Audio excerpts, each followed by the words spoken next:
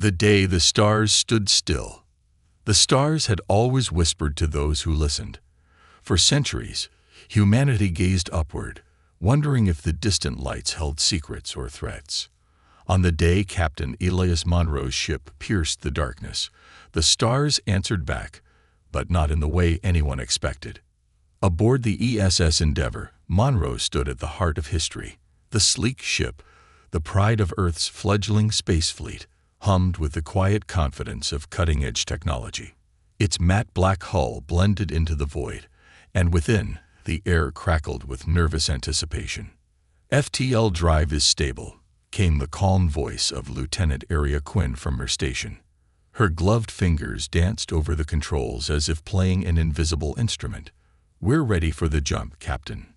Monroe nodded, his gaze drifting to the wide viewing screen stretching across the bridge. It framed the inky expanse of space, the planet Earth a fading speck behind them. "Initiate the jump," Monroe said, his voice steady but low, as if reluctant to disturb the cosmos. The countdown began. 5. The crew tightened their harnesses. 4. Lights dimmed across the bridge, leaving only the cold glow of instruments. 3. Engines roared in muted defiance against the silence of the stars. 2. Monroe held his breath. 1. The fabric of reality bent. For a fleeting instant, the Endeavour no longer existed in the ordinary sense. The view outside the ship stretched into brilliant streaks, and then, nothing. A heartbeat passed. When the world returned, it brought something unexpected. "Captain." Aria's voice trembled, her eyes fixed on the screen. "We're not alone." There, adrift in the Black Sea, loomed a vessel that dwarfed even their boldest imaginations. It was not the sleek, angular design of Earth's engineers, nor the battered relics of old satellites. This ship was ancient, vast, and alive with a faint, pulsating glow, like the embers of a dying star. The Endeavour's sensors crackled as they scanned the mysterious craft. "Metallic alloy, but it's infused with organic material," Aria murmured, narrowing her eyes at the readings. A sudden signal pierced the quiet. It wasn't the hum of static or the fragmented cry of a lost transmission. It was a sound that carried weight, deep and melodic, vibrating through the ship like the resonance of a colossal bell. "What the hell is that?" Lieutenant Commander Reyes, Monroe's second-in-command, leaned forward. Monroe's jaw tightened. "Open communications. Let's see if they're in the mood to talk." As Aria activated the comms, the mysterious ship's glow intensified. The sound shifted, words unraveling from the vibration. "You have awakened something that sleeps." The crew exchanged uneasy glances. Monroe stepped forward. "This is Captain Elias Monroe of the Earth ship Endeavour. We come in peace, seeking exploration and knowledge." Silence lingered, thick and expectant. Then the voice returned. "You are human. How did you breach this space?" "We've developed faster-than-light technology," Monroe replied carefully. "This is our first venture beyond our system." A pause. "Your arrival is ill-timed." The Black Armada stirs. The bridge lights flickered. The weight of the words hung heavily, though no one fully understood their meaning. "Black Armada?" Reyes asked, his brow furrowed. Before the alien voice could answer, the ship's sensors erupted with alarms. From the shadow of the ancient vessel, smaller crafts emerged, sleek and predatory, their jagged forms flickering with hostile intent.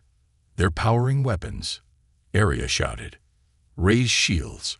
Monroe's order cut through the rising panic. Evasive maneuvers.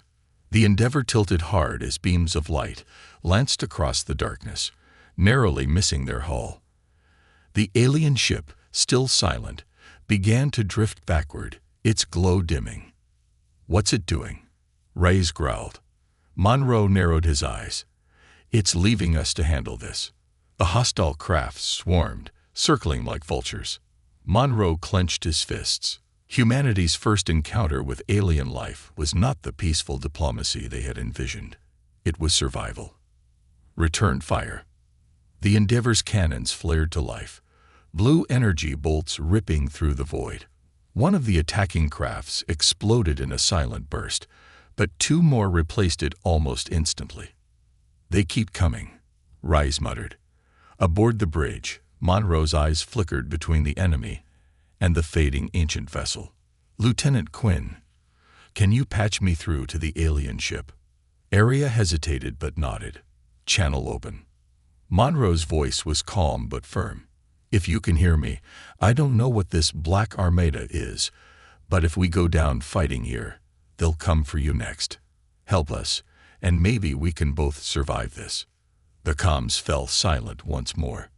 But the alien ship stopped retreating. Moments later, arcs of brilliant white light erupted from its hull, tearing through the enemy crafts with surgical precision. Within seconds, the attackers were reduced to drifting debris. Rise exhaled slowly. "I'm starting to think they don't hate us after all."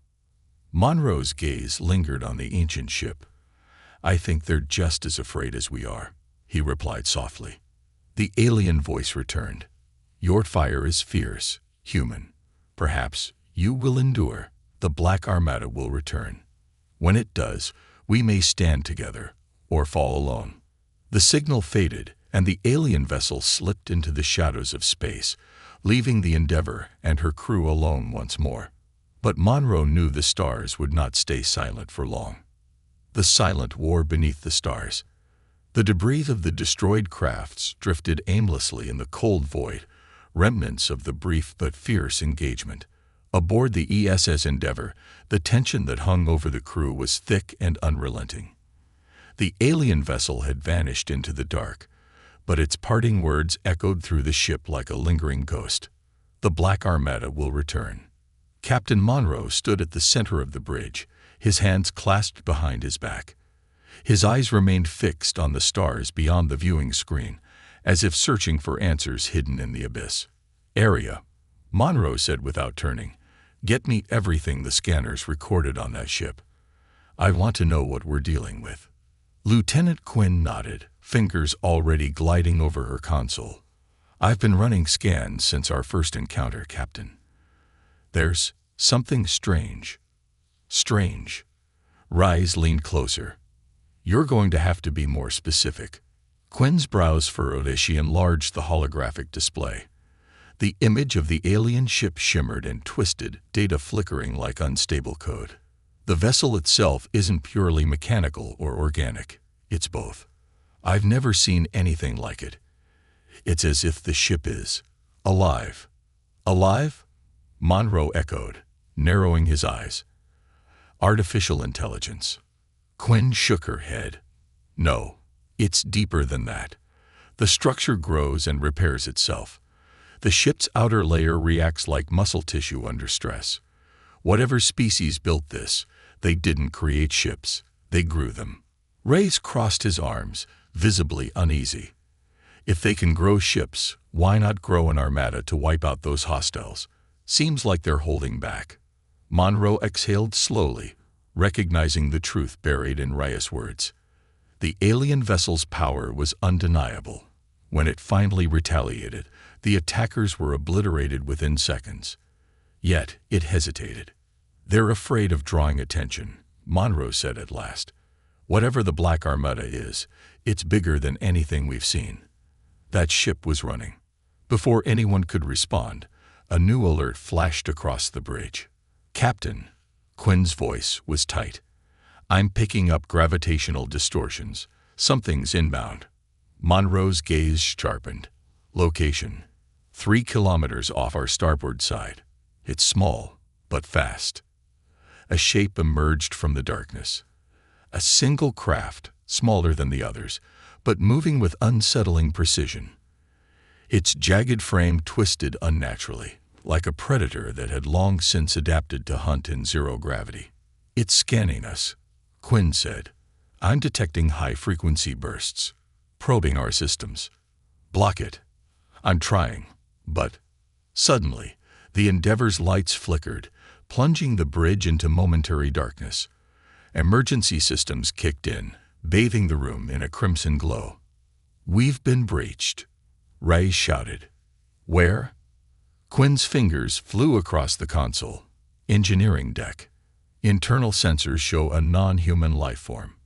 Monroe's heart pounded. Rise, take a team, and lock it down. I want it contained, not killed. We need answers. Rise was already moving, signaling 2 security officers to follow. The sound of boots pounding against the steel floor echoed as they left the bridge. In the silence that followed, Monroe stared at the empty space beyond the ship's hull. The stars remained indifferent, yet Monroe couldn't shake the feeling that they were being watched. Engineering deck, level 4.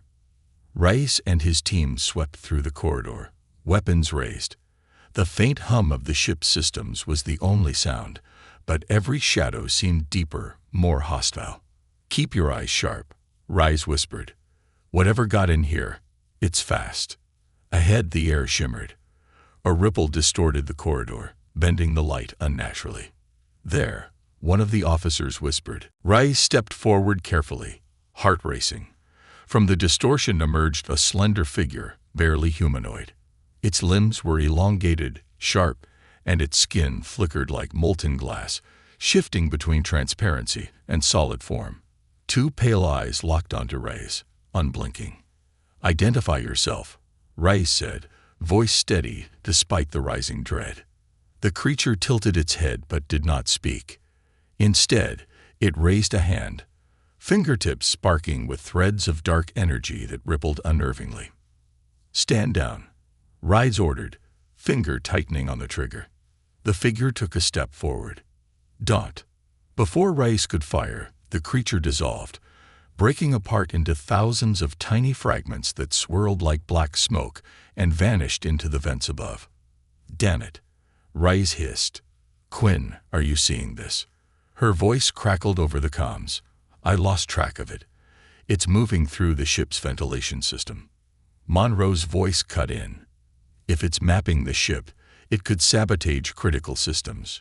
Rise, seal the vents on that level. We're not letting it slip away. Rise sprinted toward the control panel, keying in the override. All around them, heavy metal shutters slant down over the ventilation ducts. Locked down, Rise confirmed. For now. Bridge. Captain. Quinn's voice was uneasy as she scanned the readings. I'm starting to think this isn't just a simple breach. I think we're being tested. Monroe's jaw tightened.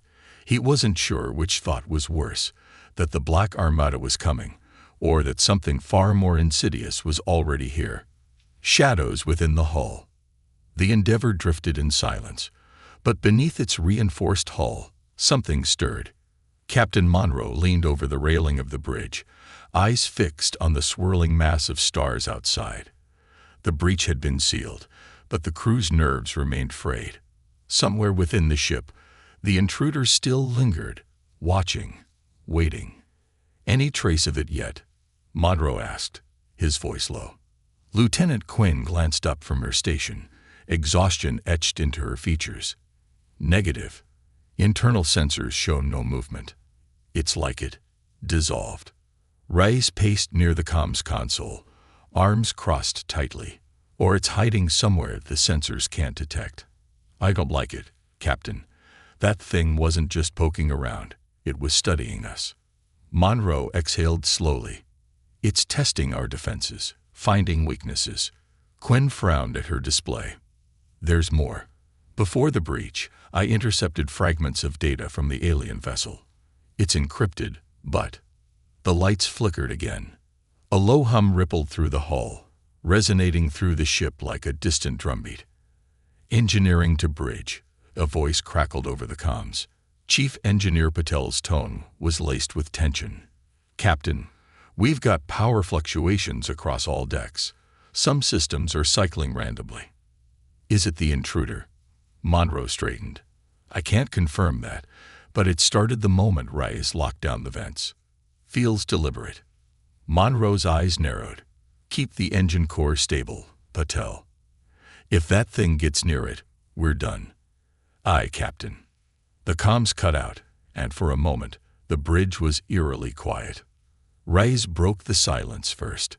If this thing's sabotaging us, Maybe it's time to stop being so careful. We could vent the lower decks into space, flush it out. Quinn shook her head. We'd risk damaging critical systems, and if it's in the wrong place, it could destroy half the ship. Besides, she hesitated. I'm not convinced it's here to kill us. Ray's arched a brow. It breached our ship and tried to access engineering. That's not exactly friendly behavior. I know, Quinn admitted, but think about the alien vessel. It didn't attack us outright. And this intruder, it hasn't harmed anyone. It's gathering information, not bodies. Monroe's gaze shifted between them. Then what's its goal? Before anyone could answer, the hum deepened into a vibration that rippled beneath their feet. Quinn's station flared red. Captain, she said urgently, I've got movement in Cargo Bay 2. Ray spun toward the exit. I'll take a team down there. Not yet, Monroe ordered. Patched the security feed through to the main screen. Quinn's fingers raced over the console. Moments later, the viewing screen displayed a grainy image of the cargo bay. The creature stood in the center of the room, its form shifting like smoke trapped in glass. It moved slowly between crates, dragging its clawed fingers across the metal surfaces, leaving faint scorch marks in its wake. Ray squinted. What the hell is it doing? The creature stopped abruptly.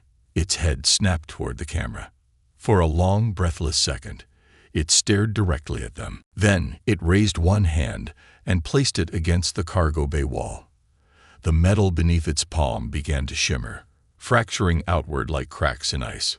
Captain, it's destabilizing the hull. Quinn's voice rose with panic. Rise. I'm on it. Rise bolted for the lift, his security team falling in behind him. Cargo Bay 2. The air inside the bay felt heavier than it should. Ray stepped forward, weapon raised, eyes scanning every shadow. The creature stood at the far end, its palms still pressed against the fractured wall. Faint wisps of dark energy flickered around it. Stop right there, Rise commanded, but his voice lacked its usual bite. The creature turned, its pale eyes locking onto him. There was no malice in its gaze, only cold, distant calculation. I don't know if you can understand me, Rise continued, tightening his grip on the weapon. But whatever you're doing to that wall, stop. The creature tilted its head, as if considering his words. Then, slowly, it lowered its hand. Rise exchanged a glance with one of his officers, silently signaling them to hold position. What now, sir? The officer whispered. Rise took a cautious step forward. We see you. You're not hiding anymore. So what's next? The creature remained still. Then, without warning, it raised its hand again, not toward the wall, but toward Ray's. The faint hum returned, growing louder. Ray's finger twitched over the trigger, but before he could fire, the creature dissolved once more, vanishing into thin air. The bay fell silent. Bridge. Monroe's eyes narrowed at the empty cargo bay feed. Sir, Quinn said softly, I think it left something behind. The screen zoomed in, revealing a faint pattern etched into the metal wall where the creature had stood. The markings were intricate, almost like circuitry, lines weaving together in complex, alien shapes. It's not random, Monroe said, stepping closer to the screen. That's a message. Quinn's voice trembled, or a warning. Echoes in the dark. The strange markings stretched across the cargo bay wall like scars etched into steel. Even through the grainy security feed, they seemed to hum with faint energy, silent but heavy, as if the weight of the unknown pressed down on every line. Captain Monroe stood at the edge of the bridge, arms crossed tightly as he studied the display. Behind him, the crew moved with muted urgency, their hushed voices swallowed by the oppressive silence that followed the intruder's disappearance. It left that deliberately, Quinn said, her eyes fixed on the screen. It wasn't sabotaging the ship. It was trying to communicate. Ray's, still clad in light combat armor, leaned against the wall near the lift. His brow furrowed in skepticism. It broke into our systems, destabilized half the ship, and now we're supposed to believe it just wants to talk. He gestured at the markings. That doesn't exactly scream friendly. Monroe didn't answer immediately. His gaze lingered on the intricate symbols, the patterns oddly methodical, almost too precise to be random. Area, isolate those markings, Monroe ordered. I want them copied and analyzed. Compare them to anything in our archives. Ancient languages, alien symbols, anything that fits. Quinn nodded and set to work, her fingers gliding across the console. Reyes pushed off the wall, stepping closer to Monroe. His voice lowered. Sir, I know you want answers, but we can't ignore the fact that whatever this thing is, it bypassed every security measure we had. It got in and out like it owned the place. Monroe glanced at him, his expression unreadable. I haven't forgotten that, Reyes. But if this thing wanted us dead, we'd be dead. Maybe. Or maybe it's just waiting for something worse to show up. The words hung uncomfortably between them. Monroe turned back toward the viewing screen, staring out into the vast emptiness. He could feel it. An unsettling awareness that something beyond their understanding lurked just out of sight. The Black Armada. The alien vessel's warning echoed in his mind. Captain. Quinn's voice cut through the haze of his thoughts. I think I found something. Monroe and Reyes stepped forward. The symbols from the cargo bay wall were now magnified across the bridge display, rotating slowly as the computer analyzed them. They're not just random etchings, Quinn explained. The patterns resembled neural pathways, like the structure of a brain. Monroe's eyes narrowed. A brain. Quinn nodded. Look here, these branching connections. They mimic how neurons interact. But more importantly, they're forming something else. The display shifted, expanding the markings until the individual pathways converged into a larger shape. Monroe's breath caught in his chest. It was a star map. Is that? Reyes stepped closer, eyes widening. Yes, Quinn said. And it's not just any part of space. This is a system near the outer edges of known galactic space. She tapped the screen, highlighting a faint cluster of stars. Right here. This region is almost entirely uncharted. No confirmed colonies, no trade routes. It's practically a dead zone. Why leave us a map to an empty sector? Monroe muttered, more to himself than anyone else. Maybe it's not empty anymore, Reyes suggested grimly. The thought settled over the bridge like ice. Captain, Quinn said cautiously, there's one more thing. The markings aren't static. They're shifting. What do you mean, shifting? Quinn enlarged the image. The star map flickered slightly, faint lines of energy weaving through the etchings as if the markings were alive. The patterns pulsed, slowly reshaping themselves into new configurations. They're coordinates, Quinn realized. It's moving. Whatever left this, it's showing us a path, but the destination keeps changing. Reyes exhaled sharply. That's not a map. It's a trail. Monroe's mind raced. The alien intruder wasn't just leading them somewhere. It was guiding them towards something in motion, something trying to stay hidden. Patch those coordinates to navigation, Monroe ordered. Reyes, I want security doubled on every deck. Whatever this is, we're going after it. Reyes hesitated. Captain. That's an order. Reyes held Monroe's gaze for a moment before nodding and stepping away to relay the command. Quinn's voice was softer. Sir, are you sure this is the right call? We still don't know what we're dealing with. Monroe's eyes remained locked on the shifting map. Neither does the Black Armada, he replied quietly. And that might be the only advantage we have. Hours later, deep space. The Endeavour moved silently along the coordinates etched into its hull, the hum of the engines blending with the ambient stillness of space. The crew moved with quiet resolve, tension simmering beneath the surface as the star map guided them deeper into uncharted regions. On the bridge, Monroe sat in his command chair, gaze fixed on the vast emptiness ahead. For hours, the journey had been uneventful. No new signals, No hostile ships, just the slow, unnerving pull of the unknown. Then the silence broke. "Captain," Quinn's voice was tense. "I'm detecting faint gravitational distortions ahead. It's subtle, but there's definitely something out there." Visuals. Nothing on screen yet, but whatever it is, it's massive. Monroe straightened. "Bring us closer." Slowly. The Endeavor advanced cautiously, each passing moment stretching unbearably. Finally, through the darkness, something emerged.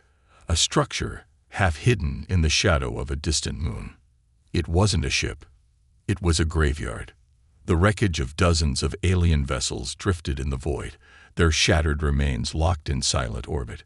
Some were ancient, their surfaces corroded and broken, while others bore fresh scars from recent battles. "Dear God," Rise whispered. Quinn's voice trembled. "Captain, these ships, they match the design of the alien vessel we encountered." Monroe's grip on the armrest tightened. "So this is what the Black Armada left behind."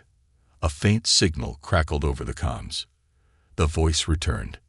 "You followed the trail. Good. Now you must decide. Will you run, or will you fight?" The graveyard speaks. The skeletal remains of alien ships stretched out like shadows, locked in eternal orbit around the distant moon. Their jagged silhouettes twisted against the backdrop of faint starlight, silent witnesses to a war that no one had survived to explain. On the bridge of the ESS Endeavor, the crew stared at the wreckage in silence. The enormity of it, the sheer scale, made even the vastness of space feel claustrophobic. Captain Monroe broke the quiet first. "Full stop. Hold position." The Endeavor slowed to a halt, hanging just outside the perimeter of the wreckage. The soft hum of the engines faded, leaving behind only the distant, ghostly echoes of the battlefield before them. Lieutenant Quinn's voice trembled as she scanned the remains. "Some of these ships are enormous. The largest one measures nearly 10 kilometers across." Monroe leaned forward in his chair, eyes narrowing at the twisted hulk she indicated on the screen. Its surface was scarred and broken, but the design was unmistakable. The organic metal hybrid construction mirrored the alien vessel they had first encountered. "Same species," Rise muttered from his position near the weapons console. "Looks like they didn't win this fight." Monroe didn't respond immediately. His gaze lingered on the drifting debris. "Area, are there any life signs out there? Anything at all?" Quinn adjusted the sensors, sweeping the field for traces of movement. A long pause followed before she shook her head. "Negative. If there was life here, it's long gone." "Maybe not long gone," Rise added, his tone grim. "Maybe just hiding." Monroe exhaled through his nose, considering the possibilities. "Keep the weapons on standby, but hold your fire unless I say otherwise." Rise gave a reluctant nod. The graveyard stretched in all directions, and with every passing minute, the weight of the unknown pressed harder against them. Monroe couldn't shake the feeling that they were intruding on sacred ground, a place not meant for human eyes. "Captain," Quinn said suddenly, her hands hovering over the controls. "I'm picking up faint energy readings near the center of the debris field." Monroe's eyes flicked to her. "Define faint." "Less than 2% power, but it's there. Whatever it is, it's still active." Rise frowned. "Could be a trap. Or it could be the only survivor left," Monroe countered. He straightened, making his decision. "Area. Plot a slow course. We'll move in carefully." The Endeavor crept forward, weaving carefully between the derelict vessels. As they approached the source of the energy signal, the debris grew thicker. Broken spires of alien metal jutted out like the ribs of dead titans. Finally, the source of the faint energy appeared on the view screen. A single alien craft, smaller than the others, nestled within the wreckage like a wounded animal. Its surface flickered with faint pulses of blue light, barely visible beneath layers of debris that had fused to its hull over time. Monroe rose from his chair. "It's intact." "Mostly," Quinn corrected, "but barely operational." "Can we bring it aboard?" Rise asked. Monroe considered the risks. If it powers up once inside, we'll be putting the entire ship in danger. Quinn spoke up, her voice steady but cautious. Captain, I can isolate the docking bay. Run containment fields just in case. We might not get another chance to study something like this. Monroe hesitated. Then, finally, he nodded. Do it. Rise, take a security team down there. I want that ship under constant watch the moment it's aboard. Rise gave a sharp nod and disappeared down the lift, already calling his team to action. Docking Bay 4. The alien craft sat in the middle of the bay, resting on the platform like some ancient relic unearthed from beneath the stars. Its outer shell glistened faintly in the overhead lights, though much of its hull was damaged. Whole sections appeared to have been torn away by weapons fire. Rise approached cautiously, his sidearm holstered but ready. The rest of his team fanned out, weapons drawn but lowered. Looks dead, one of the officers murmured. Don't bet on it, Rise replied. Stay sharp. He stepped closer, peering into a narrow fracture that ran along the ship's side. Within, faint pulses of blue light flickered in erratic rhythms. Quinn, Rise said, activating his comms. Any readings from inside? Her voice crackled back. Faint biosigns. But something's off. I'm getting overlapping signatures, like there's more than one source. But they're weak. Rise exchanged uneasy glances with his officers. Copy that. As he stepped back, the faint hum of the ship's core shifted, growing louder. The blue light pulsing beneath the hull began to stabilize, slowly but noticeably. Rise narrowed his eyes. It's waking up. Bridge. Captain. Quinn's voice rose urgently. Energy levels on that craft just spiked. It's powering systems we can't identify. Monroe rose from his chair, his pulse quickening. Is it hostile? I don't know, but something inside it is definitely alive. Before Monroe could respond, the alien ship emitted a low, harmonic sound, deep and resonant, vibrating through the hull of the Endeavor itself. Monroe's eyes snapped to the viewing screen. What was that? Quinn's face paled. Captain, we're receiving a transmission. From inside that ship. Monroe's eyes narrowed. Patch it through.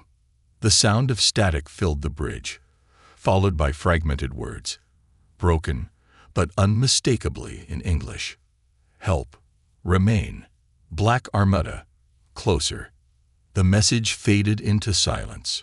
Ray's voice crackled over the comms. Captain, did you hear that?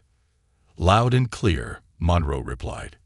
His gaze hardened as he stared down at the flickering ship in the docking bay. The graveyard was no longer silent. And whatever still lived among the wreckage, human or alien, wasn't alone. The whispering machine. Docking Bay 4 hummed with tension as the alien craft sat dormant, faint tendrils of blue light slithering across its hull like veins, struggling to pump life into a dying body. The low harmonic sound it emitted had faded, but its echo lingered within the steel bones of the Endeavor. Captain Monroe paced the bridge, his eyes locked on the live feed from the bay. The transmission's garbled fragments replayed in his mind, each distorted word digging deeper into his thoughts. Help. Remain. Black Armada. Closer. It wasn't a call for peace. It was a warning. Quinn, Monroe said, his voice taut, are you sure that signal came from inside the craft? Quinn nodded without looking up from her console. I double-checked. The signal originated from the heart of the ship's core. But, Captain, the biosign readings aren't consistent. It's as if whoever's in there isn't entirely whole. Monroe frowned. Explain. There are irregular patterns in the life signs, oscillations between organic and synthetic frequencies, almost like a living being is fused with the ship itself. Ray's voice crackled over comms. Captain, I don't like this. Whatever's in there, it's not normal. We should eject it into space before it becomes a threat. Not yet, Monroe replied firmly. If this craft holds answers about the Black Armada, We're not letting it go without understanding what we're up against. Ray's exhaled heavily but relented. Understood. But if that thing twitches, I'm putting it down. Monroe allowed himself a small, grim smile. Noted. Docking bay 4 to 40 minutes later. The containment field shimmered around the alien craft as Quinn's drones carefully dismantled sections of its fractured hull. The engineers worked silently, wary of the ship's unstable energy readings. Reyes watched from behind a reinforced blast shield, arms crossed. His security team stood by, weapons ready but lowered. The drone's laser cutter hissed, slicing through the final layer of alloy. With a metallic groan, the ship's fractured side peeled open, revealing a narrow chamber dimly lit by pale blue luminescence. Inside lay a figure. Ray stepped closer, his breath hitching. The form was humanoid but unnaturally elongated. Its skin, pale and faintly translucent, pulsed faintly with the same blue light as the ship. A network of thin metallic threads wove across its body, disappearing beneath the surface like circuitry fused with flesh. One of its eyes opened. "Step back," Rise barked, raising his weapon instinctively. His team followed suit, lining up behind him. The figure stirred but made no attempt to rise. Its gaze flickered weakly to the edge of the chamber where the drone hovered. "Captain," Rise whispered into his comm, "we have a survivor. Barely alive, but breathing. They're not human." Monroe's voice came through almost immediately. "I'm on my way. Keep it stable until I get there." Rise lowered his weapon, but didn't relax. The survivor's lips moved, though no sound came forth. Its hands trembled against the chamber floor, as if trying to communicate. Quinn's voice cut in over comms. "I'm detecting neural signals. Whatever it's trying to say, it's transmitting directly into the ship's systems." Reyes narrowed his eyes. "Let me guess. More symbols?" "No," Quinn said slowly. "Coordinates. New ones." Bridge. 15 minutes later. Monroe returned to the bridge, his expression tight as the latest set of coordinates unfurled across the screen. The alien survivor had been transferred to the med bay under heavy guard, though Quinn confirmed its vitals were dangerously weak. "These coordinates lead further beyond known space," Quinn said, gesturing to the swirling mass of unfamiliar star patterns. "I don't think we're meant to find a location this time." Monroe frowned. "Then what are they?" "A path." The display shifted, revealing a projected trajectory through the debris field and beyond the moon's orbit. Along this path, faint gravitational distortions rippled across the map, like invisible footprints leading toward the edge of the sector. Reyes' voice broke the silence. "Captain, I've seen this before. Back during the orbital battles over Europa, distortions like these followed stealth craft, moving into strike position. This is a trail left by ships." "Black Armada," Monroe murmured, realization dawning. Quinn's fingers hovered over the console. "Captain, if we follow this, we won't be alone for long." Monroe's gaze hardened. "That's exactly what I'm counting on." Med Bay, secure observation room. The alien survivor lay motionless on the medical bed, its breathing shallow but steady. The containment field shimmered softly around it, separating the figure from the Endeavor's medical staff. Dr. Yara Singh, the ship's chief physician, stood beside Monroe as he observed the survivor from behind reinforced glass. "Any progress?" Monroe asked quietly. Singh sighed. "Its condition is stable for now, but I can't make sense of the physiology. The organic and synthetic elements are so tightly interwoven that separating them would kill it. It's less of a pilot and more of an extension of the ship itself." Monroe's eyes narrowed. "What about its neural activity?" Singh hesitated. "It's complex, active, but fragmented. It's almost like its consciousness exists on two planes at once, one inside its body, and one still trapped within the wreckage we brought aboard." Monroe folded his arms, exhaling slowly. "Keep it alive, Doctor. We might need it sooner than we think." Singh glanced at him. You really think the Black Armada is already following that trail? Monroe met her gaze, his voice grave. I think the Armada never left. They're watching, waiting for anyone foolish enough to disturb the graveyard. And if we don't get ahead of them, we'll be the next wreck drifting out there. As Monroe turned to leave, the alien's eyes opened faintly, locking onto his retreating form. A single word escaped its lips, barely audible but unmistakable. Run.